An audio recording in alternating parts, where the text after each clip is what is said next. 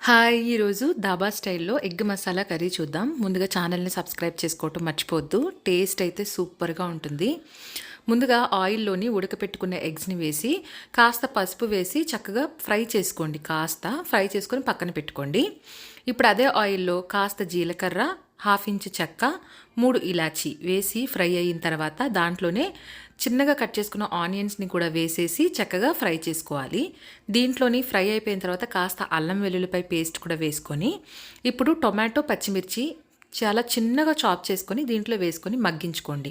మగ్గిపోయిన తర్వాత సరిపడా కారం అండ్ అలాగే కాస్త ఉప్పు, అలాగే ఇవి కలిపేసుకొని వాటర్ పోసుకొని దీంట్లోని ఉడకపెట్టుకున్న ఎగ్స్‌ని ఏవైతే ఫ్రై చేసి పెట్టుకున్నామో అవి దీంట్లో వేసేసి బాగా కూర అనేది దగ్గరగా కుక్ అయ్యే వరకు కుక్ చేసుకుంటే super and yummy egg masala curry అనేది రెడీ అయిపోతుంది. ట్రై చేయండి తప్పకుండా. ఓకే.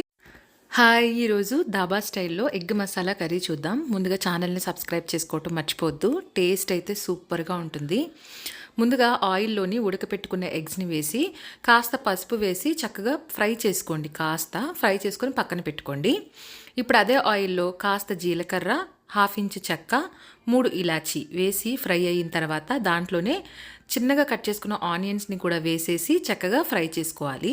దీంట్లోని ఫ్రై అయిపోయిన తర్వాత కాస్త అల్లం వెల్లుల్లిపాయ పేస్ట్ కూడా వేసుకొని, ఇప్పుడు టొమాటో, పచ్చిమిర్చి చాలా చిన్నగా చాప్ చేసుకొని దీంట్లో వేసుకొని మగ్గించుకోండి.